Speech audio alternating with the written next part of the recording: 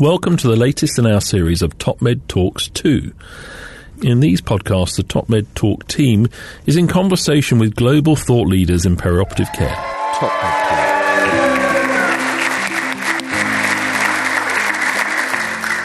Thank you, folks. What a wonderful reception. So I'm Monty Mython, Editor-in-Chief of TopMedTalk. Delighted to be hosting this evening, anchoring this evening. We've been enjoying today evidence-based perioperative medicine, a perioperative practicum, here live from Dallas in the United States of America. Now, we're in this wonderful, I think it's a ballroom, really, with this proscenium arch behind us in Dallas in a beautiful Art Deco building. We've been enjoying some fantastic music, recommended to us by Dr. Brian Woods, who spoke to us earlier on today. And everyone's out here having a pretty good time, I think. You enjoying yourselves, folks? Now, we're just taking a few minutes of your time to record one of our pieces, which is titled In Conversation With. And that's when we choose somebody, typically a sort of bit of a legend in our specialty, my speciality being anesthesia and critical care. And tonight, we're lucky enough to be joined by Dr. Rick Dutton. Rick, please come and join us. Where do you feel comfortable, Rick? We'll take this one over here. So, Rick, first I want to ask you, because not everyone here will know you, we'll all know your name, a little bit about Rick the man, if you see what I mean. Okay, very rapid summary. Where were you born? Where were you brought up? How did the school go? Blah-de-blah. Got it.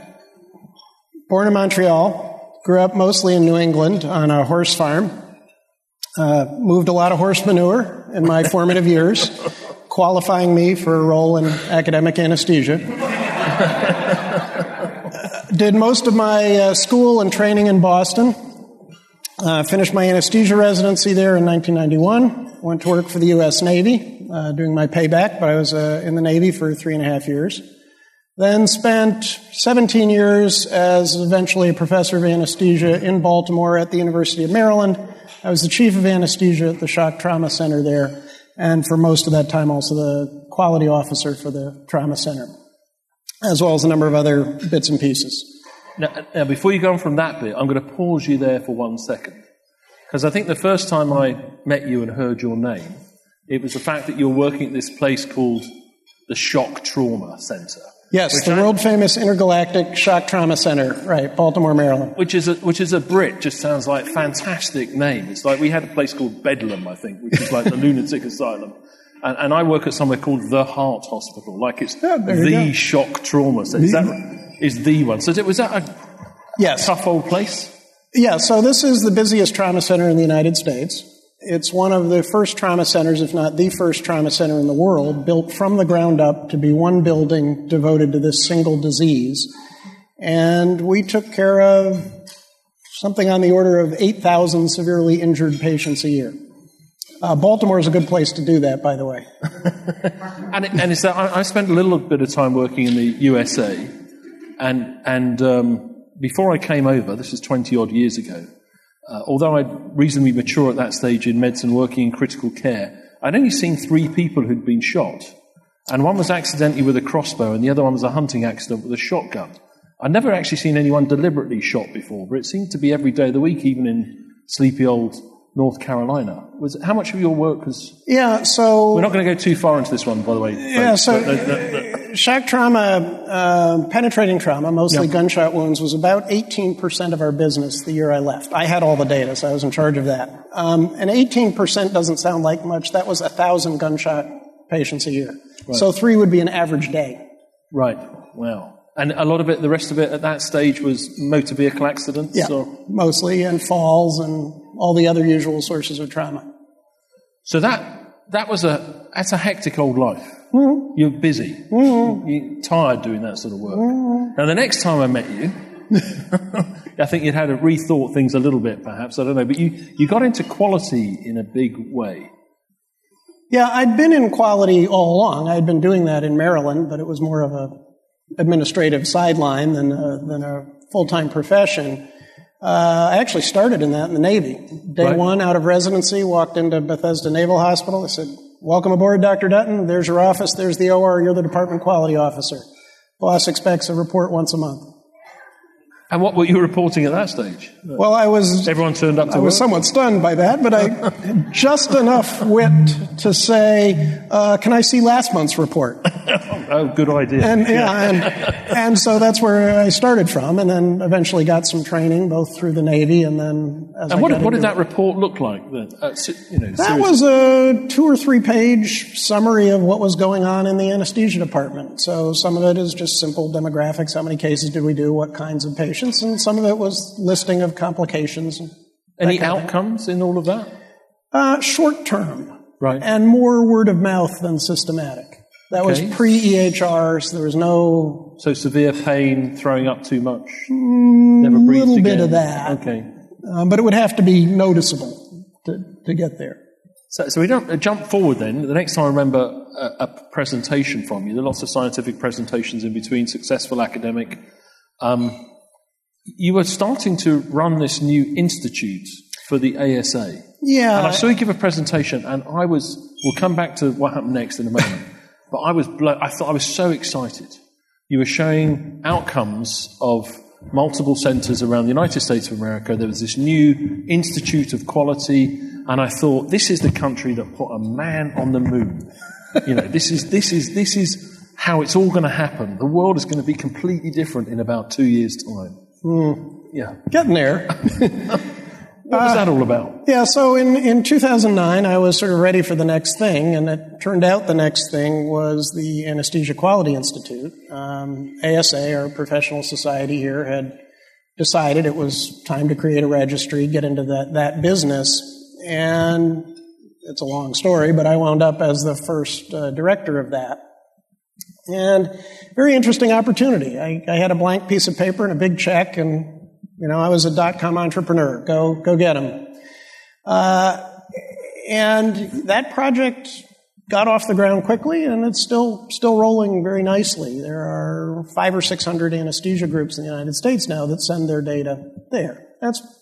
The quality of the data is simple. Yep. There are many Michigan folks here tonight, and one of my constant discussions with the Michigan folks is our data is, as they describe it, a mile wide and an inch deep.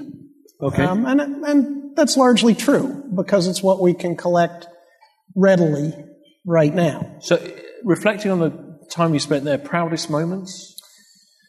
At the Quality Institute, getting the whole registry off the ground is huge, and it continues to run. Getting it embedded in the national reporting apparatus, so as Medicare developed their schemes for pay for performance and so on, we were right in the middle of that discussion, and in fact we were able to drive a lot of that. And then one that doesn't get as much attention, a second project there was the anesthesia incident reporting system. So a legally protected, safe place to go talk about adverse events in anesthesia. And that's still running to the day. Every month in the ASA Monitor, that goes to all the anesthesiologists in the U.S. is a case report from that, adverse event, human factors discussion. This is what we can do to prevent this from happening again. And I launched that. I wrote the first 50 of those. I'm still on the committee that runs them. And I think we probably saved a bunch of lives doing that. So now we talked before we got up on stage about areas you don't want to go. Okay, and you gave me a few of them, but you didn't mention this one. It's the what would be your biggest disappointment doing that job? The ASA it's a professional association, represents everybody, so it has a very public focus. It is somewhat political. I think most of us would agree to that, and that I wasn't always on board with the political message. And the frustrating part about that job turned out to be I could see everything that was going on in the United States, but I could do nothing. And we got some things like, I mentioned the case reports on airs probably help, but I couldn't really get my hands on the levers to actually improve patient care, improve anesthesia quality. So where are the levers? Well, the levers are much more local, as you all know. So one of the things we teach, one of the things we did at ASA is we started an annual quality course. It's a weekend-long training for anesthesia quality people. And one of the lessons of that course is that problems are universal, but solutions are local. Right. And That's very true. So in 2015, I got to make the most informed job decision in the history of anesthesia. I had data on my desk from 500 anesthesia practices across the country. I had visited many of them. I'd seen the landscape. And I chose to go to work as Chief Quality Officer for U.S. Anesthesia Partners, which is now the largest private practice in the country. So before we get into that one, which is the next time I met you, from the point of view of those levers, I've sort of worked a little bit in the USA, but spent most of my life in the National Health Service, where we have a few levers. It's only relatively recently I understood how much of the healthcare system in the USA is paid for out of taxation. If you want to call it your National Health Service, is bigger than our National Health Service. Correct. And the proportion's actually very similar. It's about half the healthcare in the U.S. is paid for by the government. Same as England. So I think it's called CMS, isn't it? Medicare, Medicaid. Why don't they flex their muscle? Why don't they pull those levers? It just seems as though they do, and they have been, and Medicare probably doesn't get enough credit for what they have been able to accomplish. But that said, it's a giant bureaucracy. It's hugely inefficient, and they're 100 miles removed from the problem, right? So they can put measures on the table. They can demand that we collect data and report on those measures, and they do. But most of us are very cynical about what we're being asked to report. Most of us are very cynical about the measure development process. No specialty society would ever put a measure on the table that makes their specialty look bad, for example. So what you end up with are a whole lot of measures that are mostly about public accountability, right? Showing the public that we don't kill too many people doing anesthesia, all right?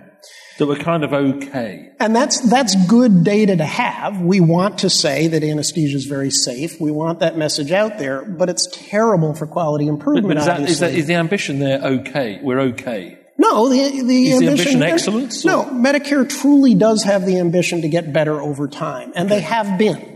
And we tend to overlook some of the successes they have. For instance, they put a measure on the table for hospitals about readmissions a few years back, and they put some teeth in it. They pulled a lever and said, we're not going to pay you, for readmitted patients, and we are going to penalize all of your Medicare pay if your readmission rate is too high.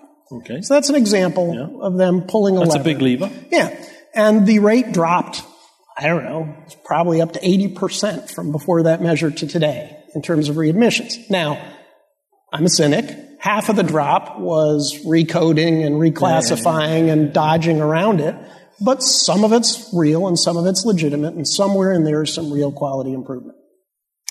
So let's jump forward to the new job, which is where you are now, which is in which group again? It's US? U.S. Anesthesia Partners, USAP. And the move to that position, I say, in building up to bringing the meeting here, myself and Sol met you for lunch. And I met you in the UK a little bit beforehand. You gave a lecture and were given an award by the Royal College of Anaesthetists for the great work that you've done. And when I was making my notes building up for this, I described you as like a kid in a candy shop. Yeah, absolutely. So it looks like you had data or data, whatever you want to call it.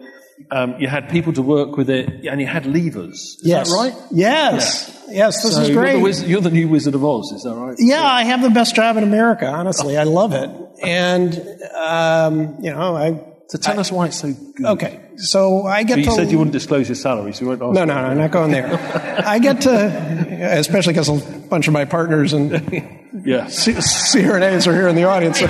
It's not that impressive. Yeah, no. I am much closer to the levers now. Right. So I can do things that actually affect the quality of care. And this is really cool. USAP, we're big. We have resources. How big's big in this? Big is 4,000 clinicians right now. Okay. So we're deeply in 8 states. So we're not every place across the map, but where we are deep. So here in DFW, it's about 1,100. Right. 50-50 doctors and CRNAs. And so big, and that is the biggest practice in the country in one body. All of the data from all of these people, and it'll be about 2.5 million cases this year, is all in one common data warehouse. So all the demographics of all those patients, everything we do with them, all the who, what, why, where, when, how long it took. our slate of outcomes that we gather at the point of care, every case, every day, our patient satisfaction information, all of this in one common warehouse where I get to play with it. And the providers, they get to see that? Do they get dashboards out to them? And Yep. do they go on their phone and look it up and say, we're here in the league table and this is my score, my handicap, whatever it is? Yes. So every provider in USAP can go with the same app that we capture the data in. You can press a different button and look at your current scores that day, benchmark to whatever you want to benchmark it to. Same for our patient satisfaction information. Every one of our providers can go online, look at how they stand, how their group stands, how they stand compared to the country, the whole thing. And most of them don't, by the way. I was going to ask that. That it's there, but most people... Yeah, they look at it once, they're okay, and they don't look at it unless there's a question where it comes up. Right.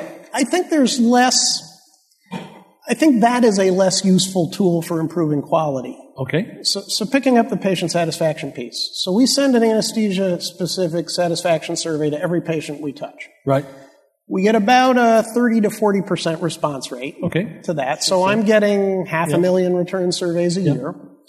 It's a validated national system. It's well built. And like I say, anybody can go look at it. And we get all the raw data back from that, and we stick it in our warehouse attached to everything else. Showing the patients their score, or showing the providers their scores, doesn't really help much. Even if they're an outlier? Correct. So even if they're the worst? If they're the worst, there is always a reason why. The patient's crazy, I'm doing the harder cases, all of that. But if they're the worst for every case? And then any of you who've tried to drive change have been through all that. What really helps, getting to something that Mike said this afternoon, is the emotion. So what I do insist on with that data is when we get a negative comment from a patient. So if they give us a low score, we ask them for a comment. We say, well, what's this about? We collect that comment, and the system, the computer, automatically sends it straight to that provider's inbox. And it says, I've gotten, Dr. Dutton, this patient gave you a low score on communication skills for the case you did last week. And here's the comment. And it's, Dr. Dutton, I was so mad at you when you came in to do my pre-op, you didn't talk to my family. Okay. Can you give us a sense of the more common complaints? Is it more like they stuck me 3 times and I threw up? Or is it more communication and empathy? It's much more communication and empathy. Yeah, and first of all, I should say, we are positive comments to negative comments about 100 to 1. Okay. All right. But the negative ones, we see those. And like I say, we send them straight back to the provider. And some of it is a crazy patient. Some of it is clearly not the provider's fault. It's parking or nurse crankcase in the PACU or getting stuck 3 times for the IV or who knows why. All right? But some of them are legit, like the one I described. You didn't talk to my family. So I was grumpy about that, and the provider's always grumpy about that feedback, but it's a very private system. It's, it's not disclosed anywhere, and people get better when they get that feedback. Do you have 360-degree feedback and appraisal from your colleagues as well? We now have to do that as part of our revalidation in the UK. So we've got to give everyone a form and say, how big an a-hole do you think I am, or whatever the question is. It's hard and to they don't hold, it's anonymized, and they can size it well. We do activities like that. Yeah. It's not mandatory, but we do solicit input from hospital administrators. We solicit input from surgeons. Hard to get surgeons to fill out surveys, by the way. At least for us.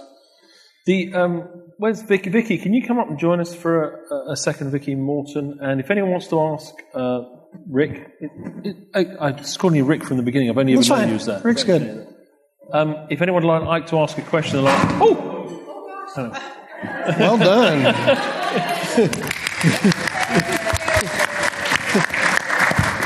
we can sue. And I think there's a question towards the back of the room in a second. There's a question down here in a second. We'll come to you in 1 second, sir. I'm just going to get Vicky to make a few... Have you got your microphone with you, Vicky? I do. There we go. Because you're a bit of a data queen, if that's an appropriate term, a champion of data in your work. Would you like to work with Rick? This is not a recruitment pitch. Tell us where you work at the moment and what you're doing. At the moment, I work in Charlotte, North Carolina for an anesthesia group. They employ me. They are contracted with the hospital system But they've employed me to oversee the enhanced recovery program within the hospital system. So I kind of oversee and work with hospital administration and the multidisciplinary team within 6 hospitals, and now we have 10, almost 11 service lines. But yes, so I used to do all of the data, but then they allowed me to hire somebody to help, and she has been helping me. But data is massively time-consuming. But is it worth it? It is so worth it. You have to collect your data. It is a soapbox of mine. The hospital system historically has not been collecting the ERAS data, but now they've come on board and they're building dashboards, but we will still collect our own data. And because we titled this, which I think is a Deming comment, I might be wrong, is it "In God We Trust, All Else Bring Data"? Yes. Yes. Or data?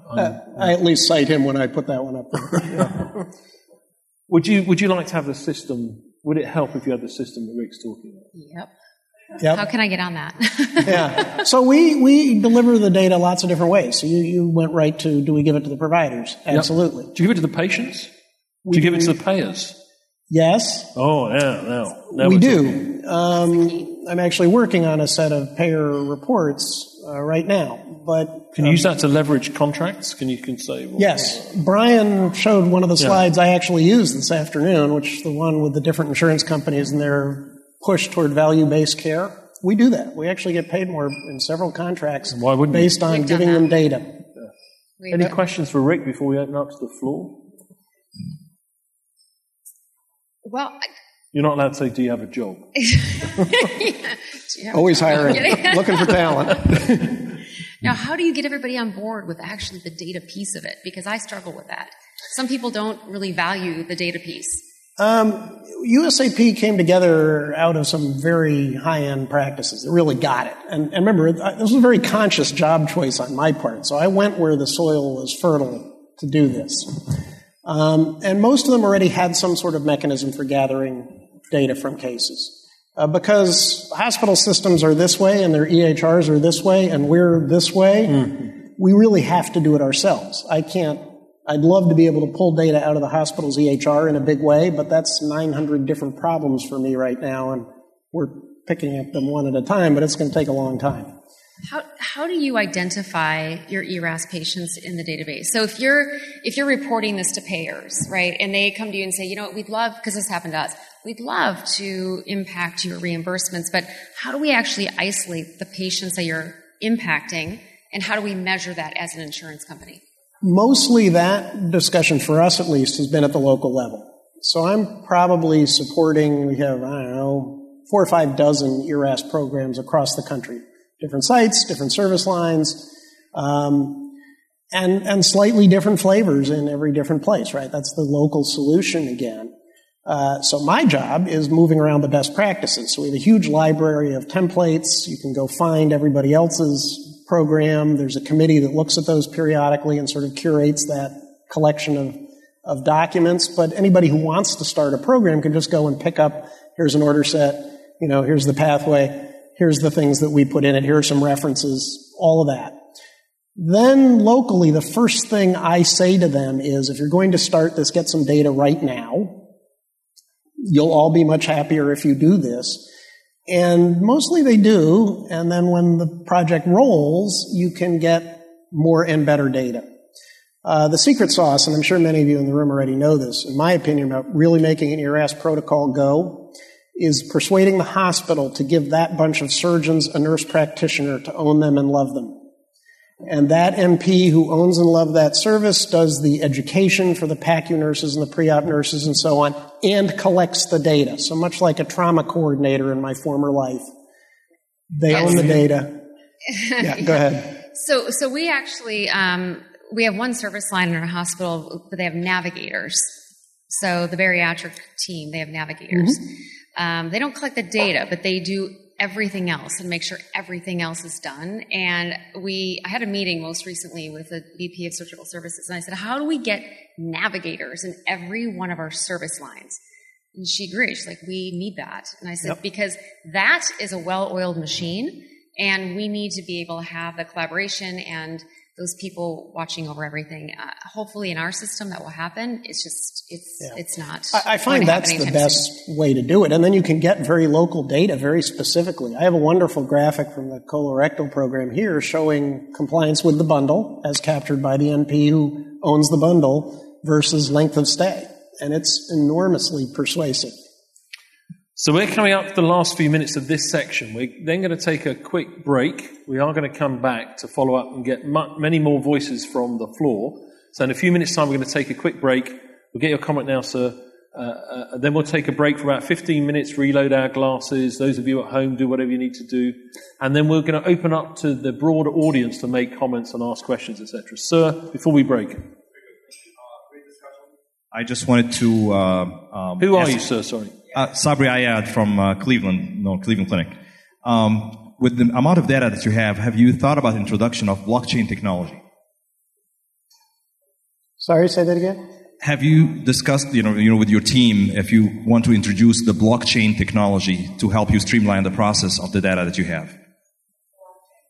Oh, blockchain. I've only briefly run that by my IT director just to see what he would do with it. He flinched, and I left it. But I've actually been working with the ABMS, the American Board of Medical Specialties, about whether physician credentials should be moved to a blockchain system in the United States. And we've started to spec that out. I just wrote a white paper on this topic, actually, for inside ABMS. Thank you. Sol, I think you had a quick comment, and then we're going to take a break. I guess there we go. So Rick, information is the derivative of data, and best practice is a derivative of information. How do you integrate innovation in that continuum? Well, one advantage of having, the scope that we have is I have 2,000 physician partners around the country who are out there innovating every day. And I get to referee or moderate discussions on our sort of internal listserv every day about, does anybody have a cutoff for BMI in their surgery center? Last week's discussion was about hemoglobin A1C. What threshold should we use for what kinds of patients? And invariably, when you ask one of these questions, you get a lot of different answers across the country. And what that often demonstrates is what's possible. And then once everybody else knows what's possible, you can move the whole business along. And particularly around ambulatory surgery, what is okay to do outside the hospital has been changing about every 3 minutes for the last 10 years. And I get to watch that. So that's sort of cool. So the red lights are flashing at me, which means that we got a break for 15 minutes. So do please enjoy what you need to do in that 15 minutes, recharge your glasses, etc. We'll be back, so save those questions. We'll be back for another quick burst. And we're going to get you to do a lot more of the talking. So Rick Dutton, thank you very much indeed.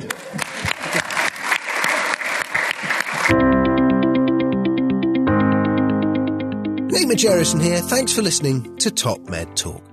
Now, before we let you go, it's important that we remind you to subscribe to Top Med Talk. That way you'll never, ever miss another episode.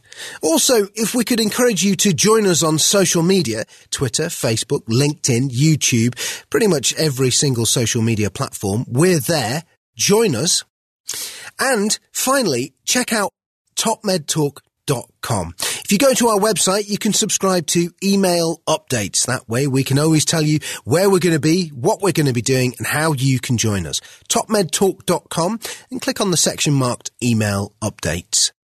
Finally, Top Med Talk is proud to act as the broadcasting arm of EBPOM, Evidence-Based Perioperative Medicine. We'd love you to find out more about them as well. ebpom.org is their website. That's ebpom.org.